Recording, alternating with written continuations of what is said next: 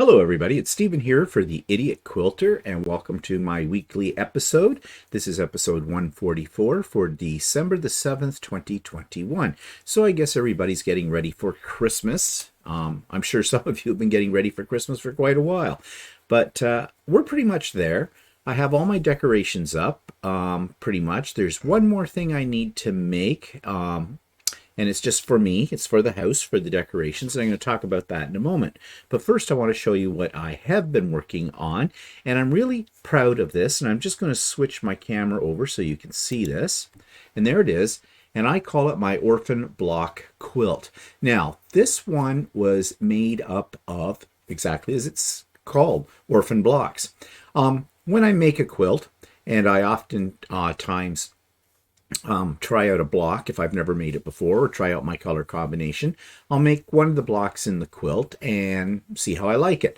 And there are times when I don't like it, or something goes wrong or whatever. But instead of just throwing it out, I throw it in a box, and all these little orphan block things have accumulated with time. And so after I finished the Lone Star quilt, which I showed you last week, that was a bit of a brain drain. I felt like I should do something that's a little bit more mindless, but you know me, I just want to keep on sewing as well.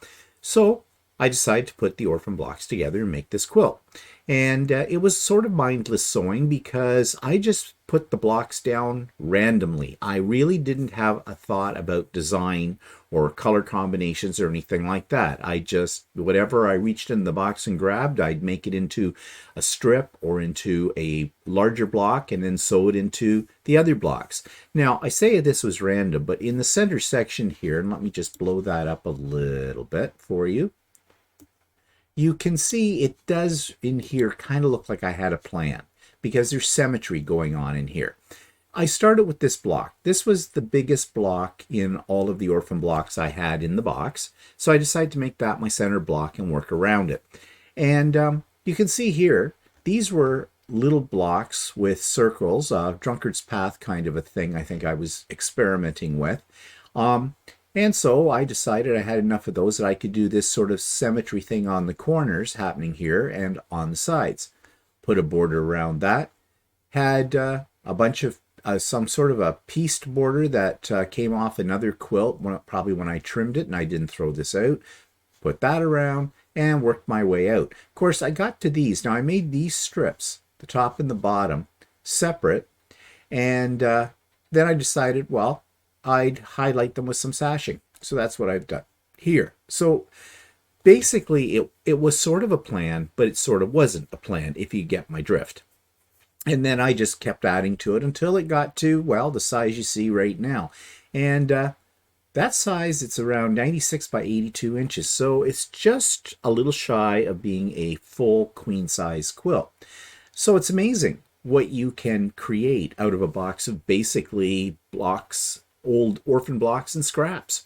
And I pieced the back, and I didn't take a picture of the back to show you, but I did it out of a blue and a purple and a little bit of orange in here, and I kind of offset it.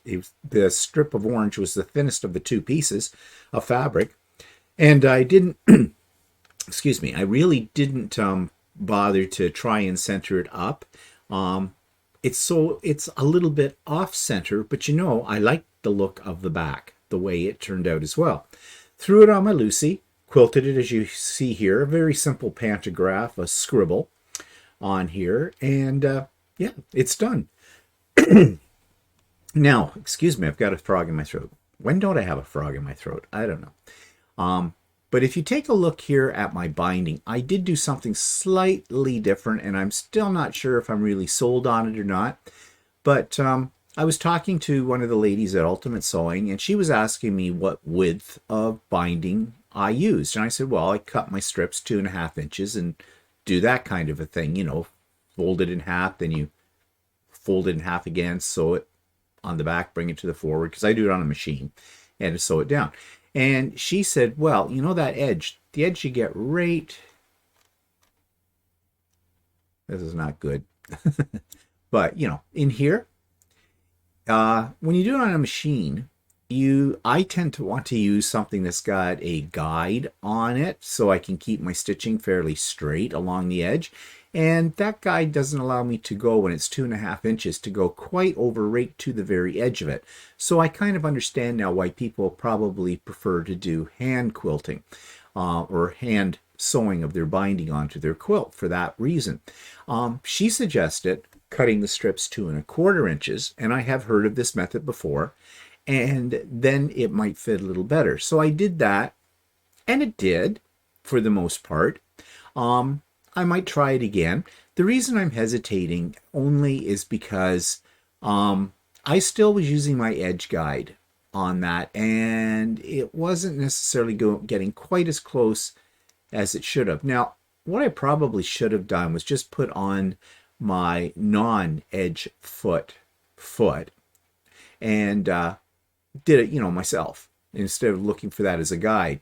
And in some cases, I did kind of waver away from that edge guide as well. And so basically you could do that same kind of thing if you use 2.5 inches. The other thing about 2.25 inches is I really don't have a ruler that cuts nice 2.25 inch strips. Now I have a Stripology ruler, a large one, and that one allows me to cut 2.5 inch strips. And I really like using that because I get very accurate, very straight strips when I use that one. So we'll see. Now I do have a ruler, a strip cutting ruler on order from Martelli. Don't get me going about Martelli because I'm really quite a little pissed off with them right now. Well, actually, I will tell you why I'm pissed off with them. But I did order a ruler from them, a straight cutting, a strip ruler, and I think it might cut 2.25 inches, but I'm not sure. But I'll tell you why I'm a little pissed off with Martelli. I'm a little pissed off with Martelli and a little pissed off with UPS. And this is why I do not order things from Martelli, and I don't think I will be in the future. I have a few of their products, but some of them I bought on Amazon. But I did buy some things from them right directly from their store in Florida before, and I had a problem with them then too. The problem is the way they ship. They're not very good at shipping stuff to Canada. Now, before I say anything more, I know there's going to be people out there that absolutely love Martelli. I know that. And I think I can switch over my camera. I know you absolutely love Martelli.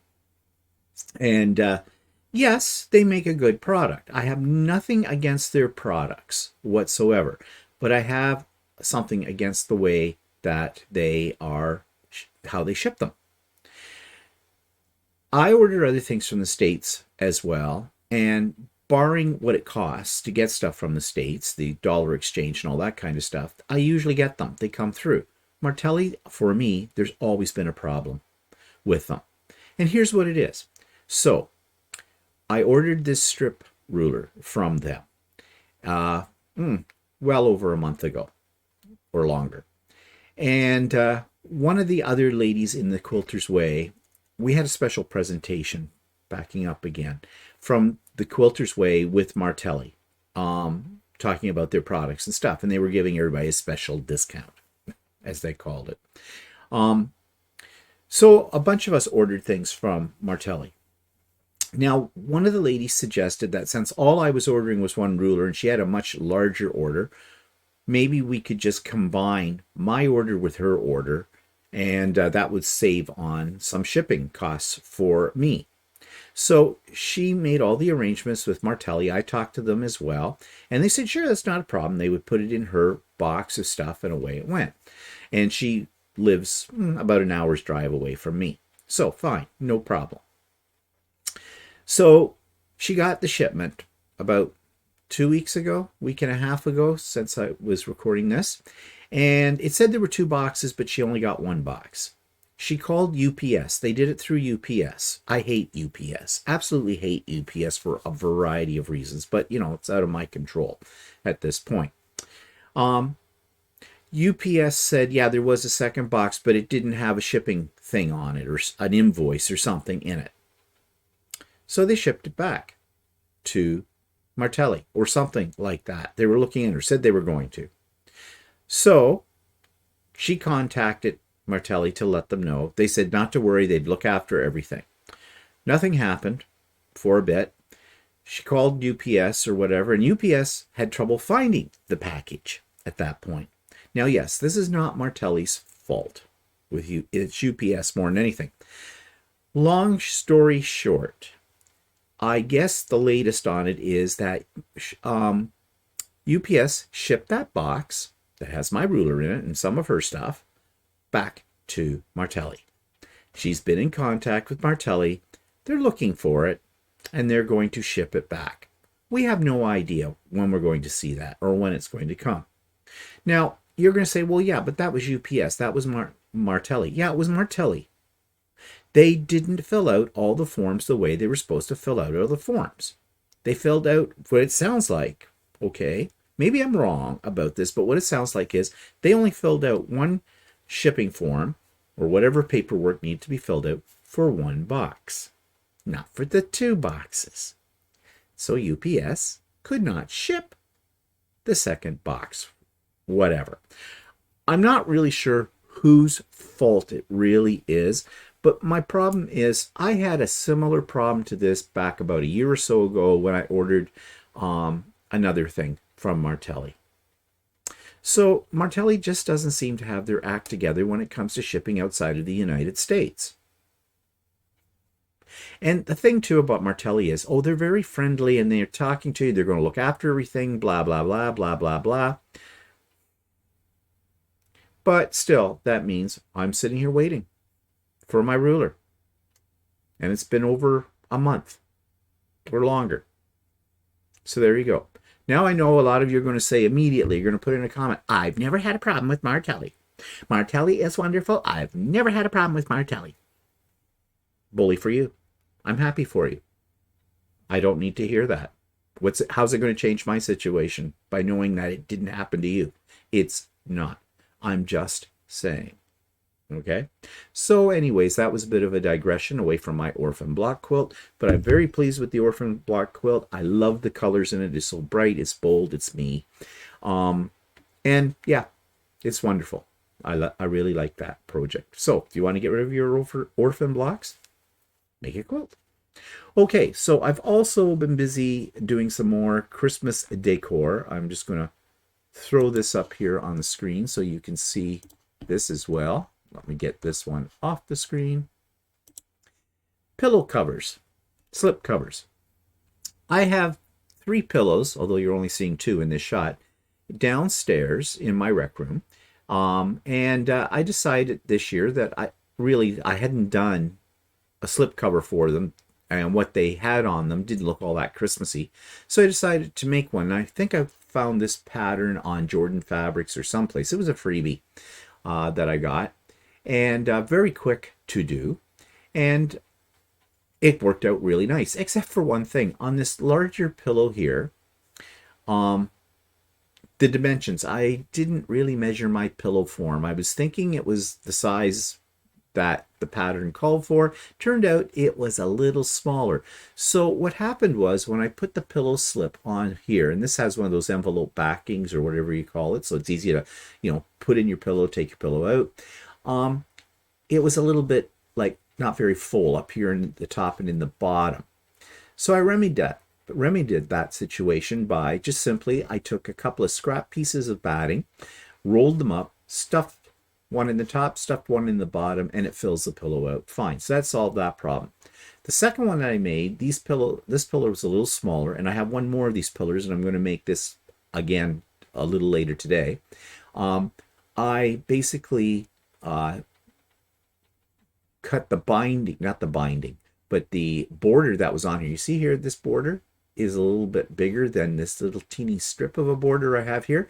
I just cut that down, and that was enough to make this fit properly on this cushion. So I think they're both kind of cute. Turned out really nicely, and that was a good way to use up some of my smaller pieces of a Christmas fabric as well with them. So as I said, I'm making a second one of these today, and then all my pillows in my rec room will go with the rest of my Christmas decor.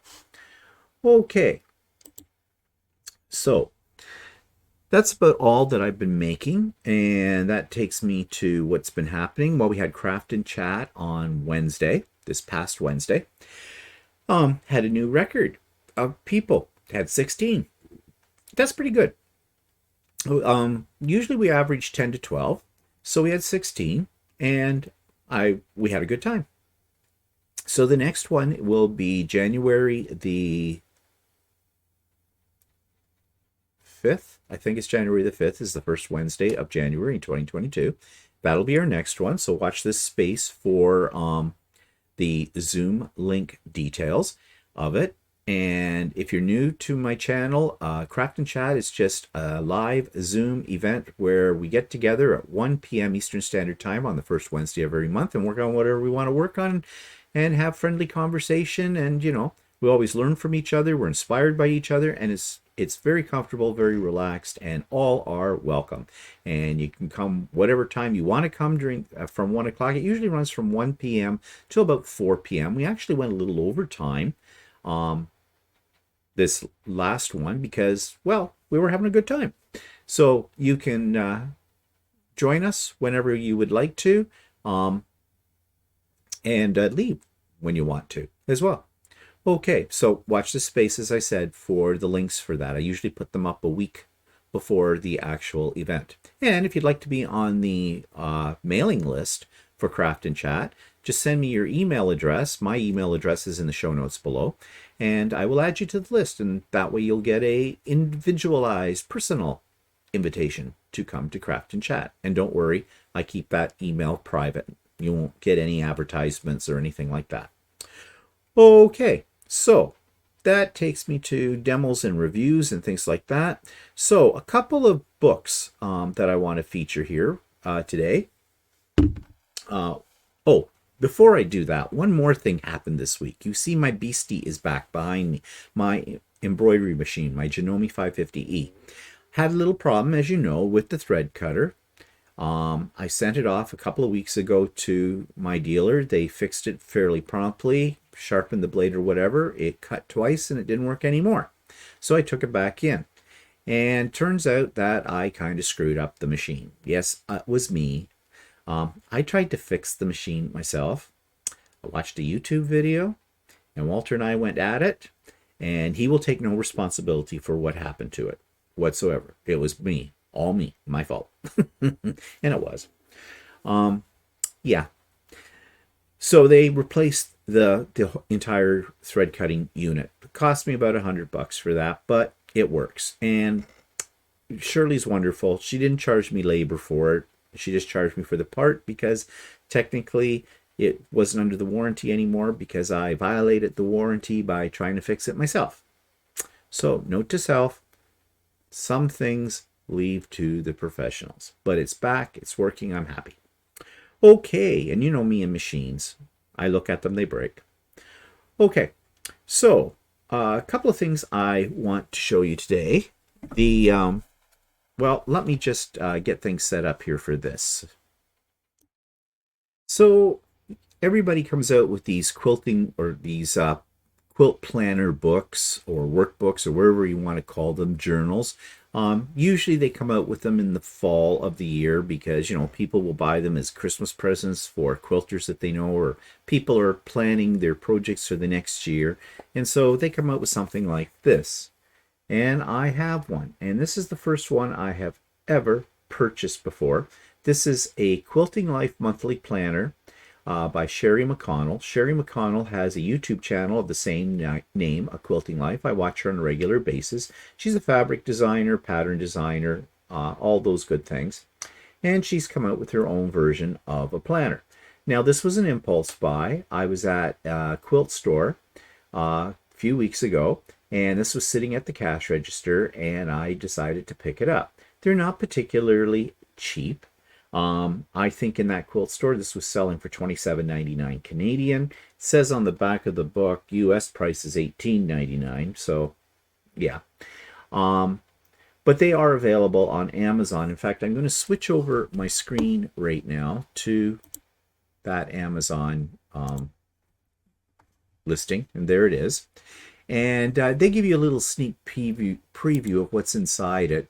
And basically, she has little tips and tricks.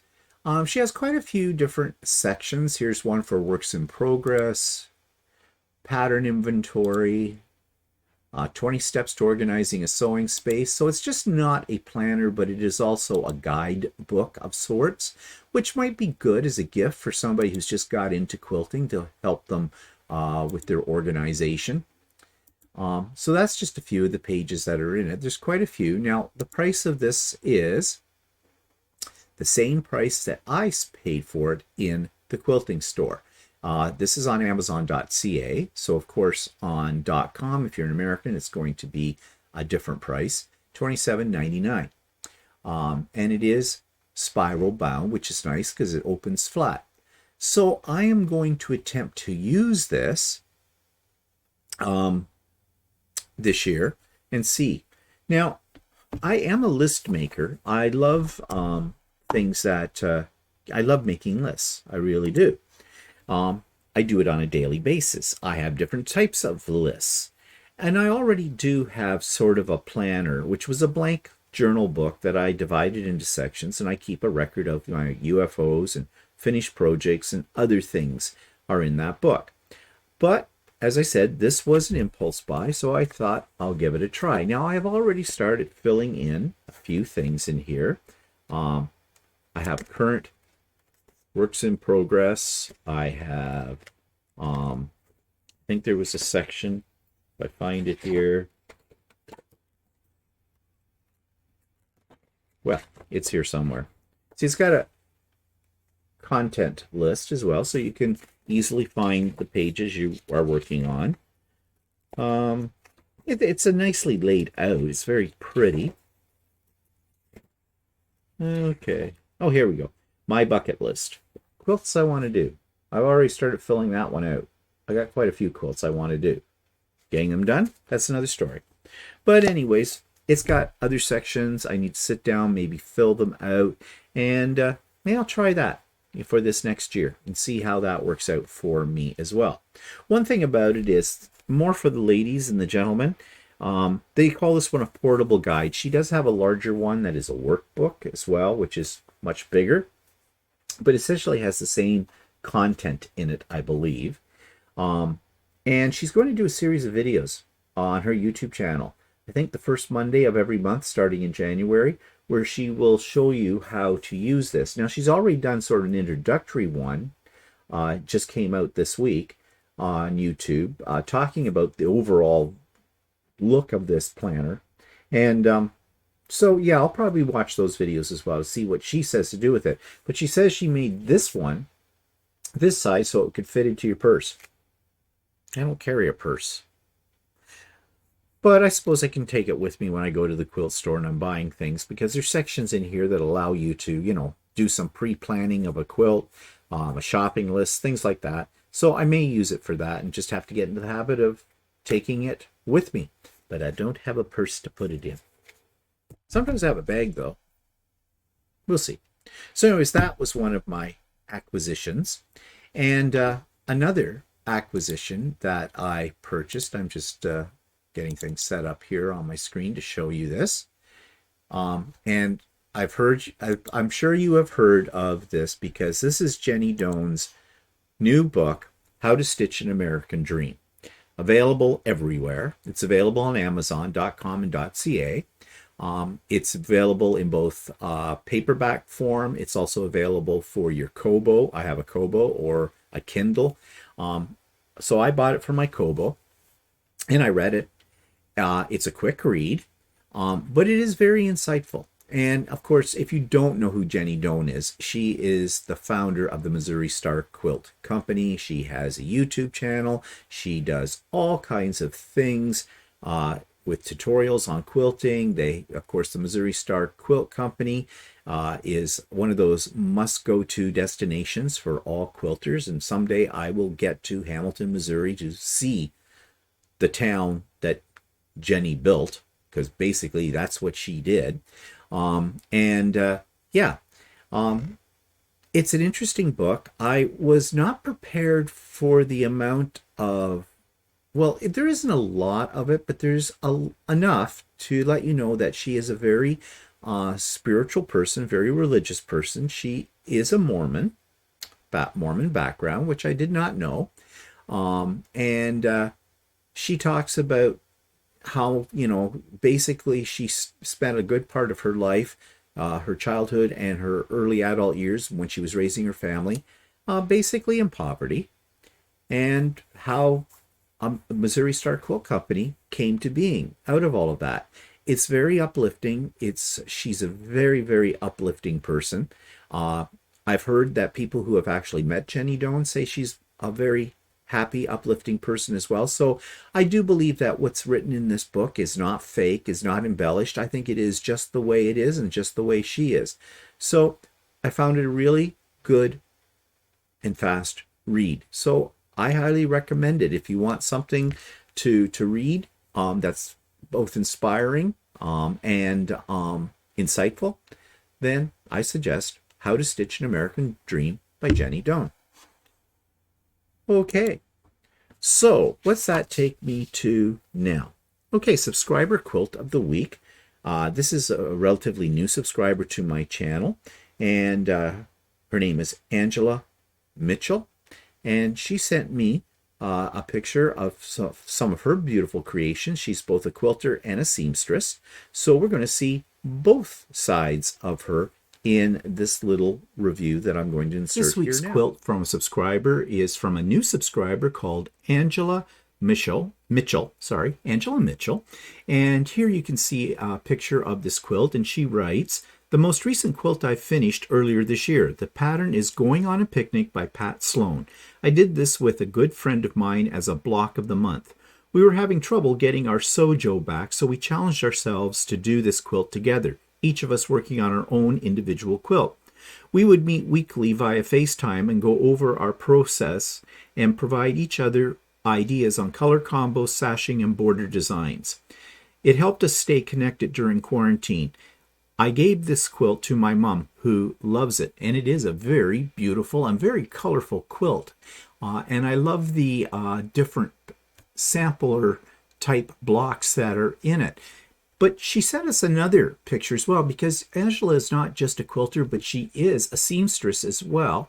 And so she sent this picture, and she says, this is a Buttrick 3306 pattern. It's a dress that I'm currently working on. This is an old pattern that I made once before 20 plus years ago in a much smaller size, alas. Decided to make it again, and I'm really liking the way it's turning out. Just need to secure the lining to the bodice and do the hem. And that is a really nice looking dress. And Angela, you shouldn't really say things about your size, because I think you're a very slim lady. And then she shows us a picture of her wedding gown. And she says, one full-length photo and one close-in of the beading. I designed and made it myself. I cut out each lace piece to attach in the specific arrangement I wanted and hand-sewed every single bead and sequin on individually. Egads. I don't think I'd ever have the patience to do that again, but so glad I did this. It's my very best sewing accomplishment. It took me around 110 hours to complete from start to finish and is made of Indian silk Doane, not sure if I'm saying that right, with silk organza underlining and China silk lining. Funny thing is, now I don't and won't sew with silk because of the abuse to the silkworms. Conscious choice, even though I do miss sewing with silk and wool. I still have linen, cotton, rayon, and sometimes polyester. So Angela's pictures are just great here. Her wedding dress is astounding, and making it yourself, wow, that must have been one heck of a challenge. And I'm just looking at the detail in this dress. It is phenomenal. And so is this other new dress that you're making as well. And of course, your quilt. All your sewing is absolutely lovely. Thank you for sharing that with us, Angela. And so I'm pretty much out of subscriber creations to show you. So if you'd like me to show your things, please send me a picture. Send me a little couple of sentence blurb about it, and I will feature you on here in an episode. I don't think I have anything for next week. So Here's your opportunity. Don't be shy. Okay, so that takes us to the YouTube channel of the week, and this is a relatively new one, but this person who's put it up is not new to YouTube channels because he and his partner do a knitting podcast or vlog on YouTube on a fairly regular basis called Fiber Hustle. That's the name of it. He's kind of broken away from that. They haven't stopped doing Fiber Hustle, but he is now doing, his partner's the knitter, he's the quilter, sort of like me and Walter. Walter's the garment sewer, I'm the quilter. So the quilter one, Chip is his name, he has decided to do this other channel where he does, basically he does them as live streams and then they get rebroadcasted. But he's showing you tips and tricks and tutorials on making different quilt patterns. So here's my review of what he calls the quilt stream. This week's YouTube channel is called the Quilt Stream, and this is by someone who I have watched on another channel that he and his partner have called Fiber Hustle, which tends to be a little bit more about knitting than quilting. So I was really happy when I discovered that Chip had put up his own YouTube channel that's dedicated towards quilting. He's just started this up recently, and so far it looks like he's doing mostly just live streams. But in those live streams, rented lips here, he does a lot of tutorials. Now, he doesn't have a lot of content yet on his site. If we go to his playlists, we can take a look at what he shows here. And he doesn't have any playlists yet, but in videos, he has ones about making a poinsettia quilt block, because of course, at the time that I'm reviewing this, it is coming up to Christmas. He has different applique tutorials as well. So as I said, he doesn't have a lot of content yet because he just got started, but knowing what I have seen of Chip on the Fiber Hustle, I am sure this is going to be populated very soon with a lot of really interesting and informative videos. And I'm really happy to see that added to YouTube is another male quilter. So check out the Quilt Stream. And so that takes me to what's on my vision board, and it is another pattern, a free pattern from Jordan Fabrics. You know how I love the free patterns. I mean, why do you need to spend money on patterns? There's all kinds of them are free out there. This is called Diamond Pops, and as I said, it's by Jordan Fabrics. And of course, with Jordan Fabrics patterns, whether they're ones you purchase from them or ones that you download free, there usually is a video tutorial to go along with them, which is very, very helpful. And so here's what I'm talking about. On my vision board this week is another pattern from Jordan Fabrics, and it is another free download, and it is called Diamond Pops.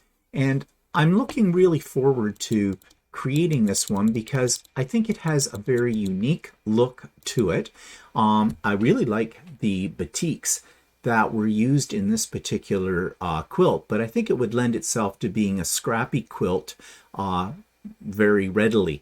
I believe it's made up of jelly roll strips, which again is something that I really like because those are so very easy to use. And I just think it's a kind of a cool design. Now, I think you could probably make this any size that you want. So it could be a throw, it could be as big as a king size. It would just mean adding more blocks to it. And I like the way that although this quilt is not really put on point, it looks like it's on point because of the way the squares are embedded into the quilt itself. So yeah, this is one that I think I would like to do real soon, and it looks to me like it'd be one of those projects that you don't have to really think that hard about once you've made the first block. So it's a great creative palette cleaner, as I like to refer to it. So that's Diamond Pops, and there's a link in the show notes below where you can get the free PDF download. So usually in this next segment, I would be doing a teaser for an interview that I have conducted and that I put up on my other, well, it's not another channel, but another section of my channel called the Idiot Quilter Presents. But lately, as you know, I haven't had anybody to interview. So if you'd like to be interviewed, let me know. In the meantime, I'm using that space for what I call musings, which is where I just sort of rant, if you like, or go off for a few minutes about something, a topic that's kind of more personal to me and my thoughts and feelings about it. And I've done several of these now, and I'm not sure. Do you like them, or would you rather that I didn't do this, or whatever? I'm open to some constructive criticism, or even topics that you might suggest for me that you might want to hear my opinion about. I don't know. But anyways, I more than welcome your comments or suggestions on that particular channel. Last week, I think I talked about what it's like to be a male quilter in a female-dominated craft, art, and something like that. And I'm not sure what I'm going to talk about this week, but it'll be something. Yeah. Okay, so I'm going to show you one of my quilts again. This one I actually finished fairly recently because it's going to be a Christmas present for the neighbors. It is a Christmas panel quilt, and I thought I'd show it to you and do my little critique of it. This week's quilt of my own that I'm going to critique is one that I've made for a gift for our neighbors, and it is a Christmas quilt. Now, I wanted to do something relatively quick, so I had this panel that I had picked up some time ago, and I thought this might be ideal for creating a quick and fast Christmas gift. So you can see I have the panel in the center, and this border with the maple leaves, that's all part of the panel. So I squared up the panel, and then I added a few more borders to it. I added this little lighter border right here that has the snowflakes on it, and I believe there's a little bit of glitter in that particular fabric.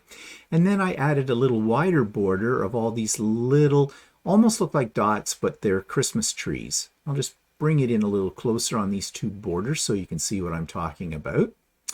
And then I threw it on Lucy and did a really simple little swirly kind of design. I'll put this up a little closer.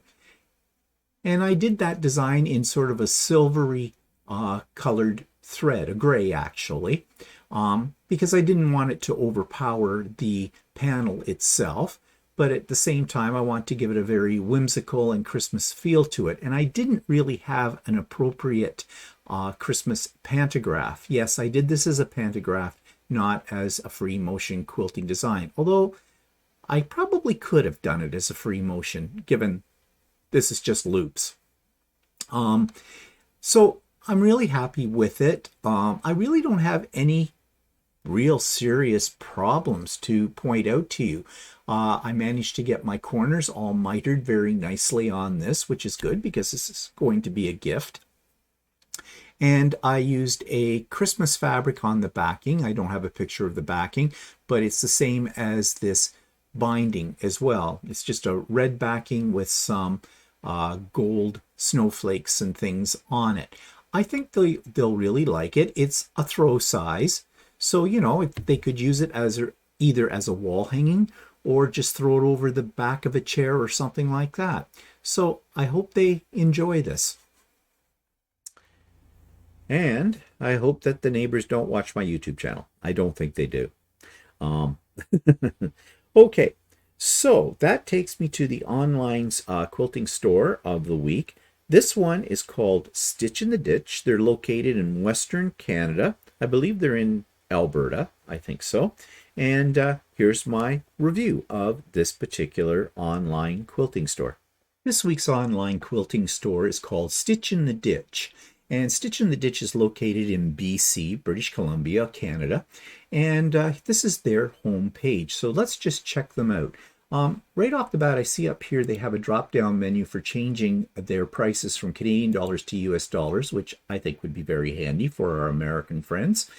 And they have a sidebar here with a whole list of different things that you can jump to in the site. So let's just take a look what's here. We have top sellers. They have a deal of the day, Black Friday sales, which we just passed Black Friday when I recorded this. New arrivals in December and in November. They have a Westley store. Westley is famous for their rulers, for ruler foot quilting. They have holiday patterns, selling products from the fall, and so on. Christmas, creative grid rulers, face mask materials, Gemini fabric die cutting machine, gift certificates, templates, and rulers. So they have a lot of things listed right there along the side, which is quite good. They sell zippers, interfacing, threads.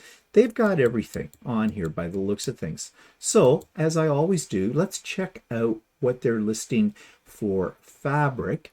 And let's check out the new arrivals for December and find out what their pricing is like in this. So here we go. They sell the Yazzie bags, which I have seen reviews about Yazzie bags, and they look like they're very good, high quality product. But what I'm looking for is, so this is all new arrivals. So this has everything. It's not just fabric, it's notions, storage solutions, looks like possibly patterns as well. Oh, they sell Easy Press fabric treatment by the gallon. That's not easy to get, and that's a fairly good price. Sale price, they say, is $79.99. This is another one of these sites where they always show things the regular price and the sale price, but the sale price is their regular price usually. They have feet, things like that. But I'm still not finding a lot about fabric, so let's see. How do they organize their fabric? Here we go, fabrics. Okay, 2021 fabrics by color, batiks, children. Okay, they have a fairly extensive way of organizing their fabrics. So let's just do 2020. Oops, let's go back. 2021 fabrics. And what I'm interested in here is finding what they're charging for all of this. And this is interesting. It says waiting for PayPal.com. I guess PayPal, you must be able to put up a store with PayPal. That might suggest why this has a little bit of a different look than from other quilt sites that I have reviewed. Okay. Again, they're doing the sale price, which is really not a sale price. It's the regular price. $12.99 for a batik, $11.99, $12.99, $12.99, $10.99, $13.99. Now, the question here is that a meter or is that a half meter? So let's just take a look and see. We'll grab this one that says it's $13.99. Well, it looks like it's by, well, it might be by the yard because they're saying here 44 inches wide, but that's not unusual. So I would say that their pricing is really by the yard, and the price you see is for a full yard. And it doesn't look like you can get half yards, can you? Can I put in half a yard here? No, seemed to take that, or did it? It's a little slow today. I don't know if that's my connection or it's their connection. I'm still waiting for it to come up here to see what we get. It's taking its time. I don't want to say necessarily that it's their connection. It could be my connection. Well, I'm losing patience here. So, but it did look like it took the 0.5 as half a yard. And they're telling you how much is in stock. So that's also good to know as well. So their prices, if that is truly by the yard, that is really a good price at $13.99 and $12.99. Okay, so this is just sitting there and it doesn't seem to want to do anything. So let's go back and check some of the other things they have here as well. Um, Already talked about the Westley Rulers. Um, they have fantastic deals clearance for the fall. So let's check that out. What are they getting rid of? Templates. Well, books, some fusing. Not really exciting me with what they've got here, but then I'm not looking for anything specific, and so there might be something there for somebody else. Oh, they do sell Sue Spargo. So if you're into Sue Spargo, this is another source for that. Books and patterns, needles,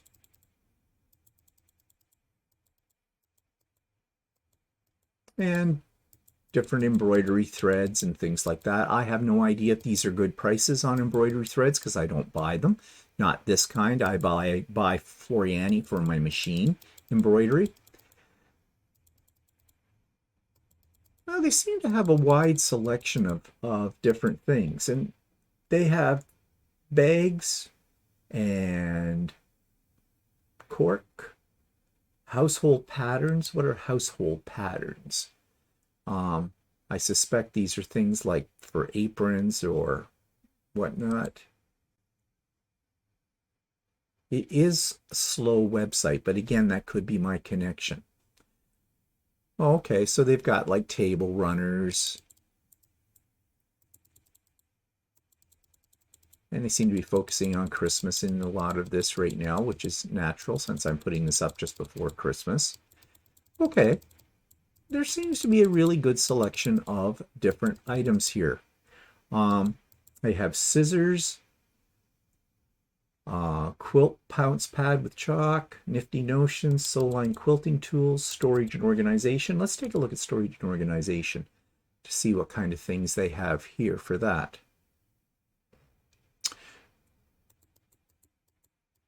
Okay, they have the Yazzie bags, plastic boxes, ruler storage, things like that. So really, they have a lot of things. Now, they have sewing machines. They sell the Ever So Sparrow, and it looks like they have Singer as well.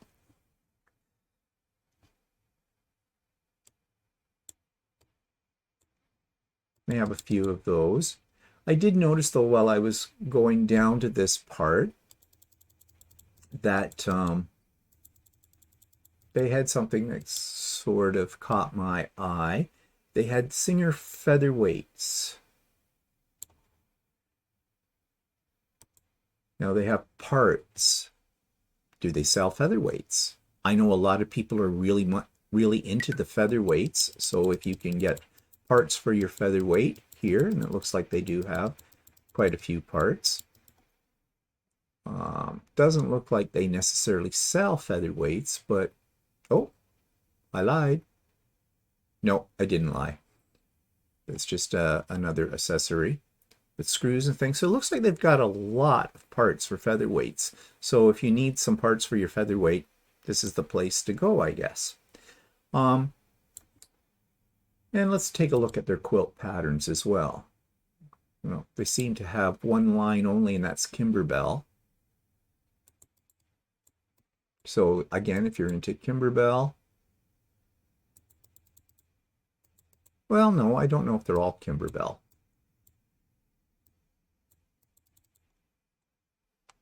But there seems to be a fair number to choose from here too. So I would say overall, their selection of products is very varied, and a lot of it. They have applique patterns, they have apparel patterns as well. So if you're into garment making. Okay, so what's their shipping like? Let's take a look. Shipping policy, see what they charge you. Prices are shown in Canadian dollars, yes. They go through Canada Post. Shipping is not included in the price. Threads cannot ship as a letter post due to bulky size. Shipping one costs the same as 5 to 10 threads. We recommend either quantity order in threads or include thread with other items to economize on shipping. Okay, I'm still looking for... Okay, so it looks like they don't really tell you exactly what it's going to cost.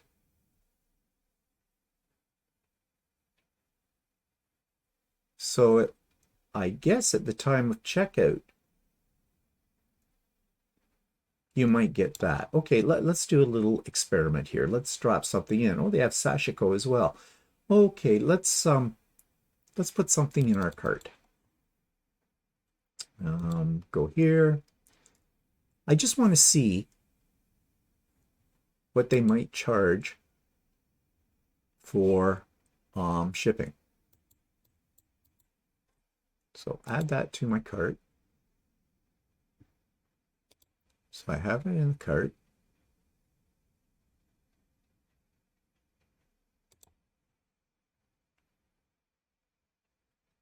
And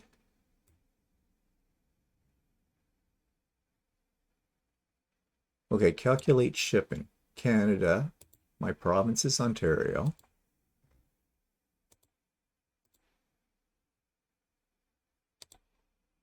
And they get shipping options. Okay, so for a $12.99 yard of fabric, that's the tax. I still do not see shipping.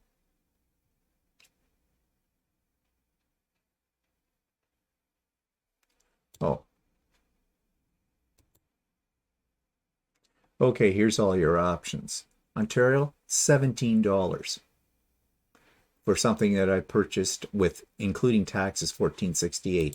That's expensive. Shipping is expensive. Well, they said they were basing it on Canadian Postal Service, and Canadian Postal Service right now is very expensive. So, now maybe if I had more things in the cart, okay, let's just say I'm going to up the quantity of this. I'm going to put it to 5 yards, and let's see if that makes a difference in the shipping, if it becomes a little bit more reasonable.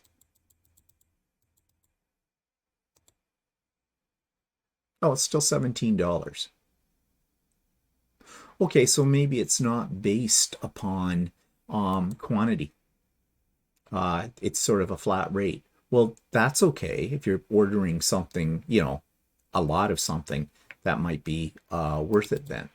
Okay, well, I don't really want to order right now, thank you. So I'll just get rid of that out of the cart. So that's Stitch in the Ditch. They're in BC. Look like they have a great selection of things and something for everybody. And based on what I just did, and don't quote me on this, but it looks like their shipping rates, if you buy a lot of stuff, are not bad at all. Now, of course, that's all for Canada. Who knows what their price might be for Americans. So you'd have to check that out. So that's Stitch in the Ditch.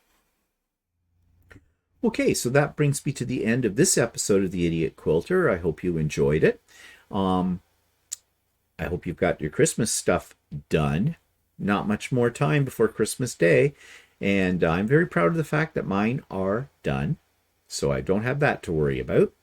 And yeah, so we'll see you next week for another episode, and who knows what will be in that episode, but I'm sure I'll find something to talk about, something to show you.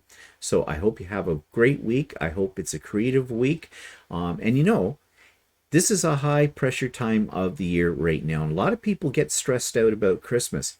This is when quilting is your therapy, as Angela Walters might say. You know, take a few minutes for yourself to work on something that you want to work on not something for somebody else, something just for you. And I'll bet you that will help relieve some of the pressure and stress you might be feeling during this holiday season. So we'll see you next week. Have a good one. Bye-bye for now.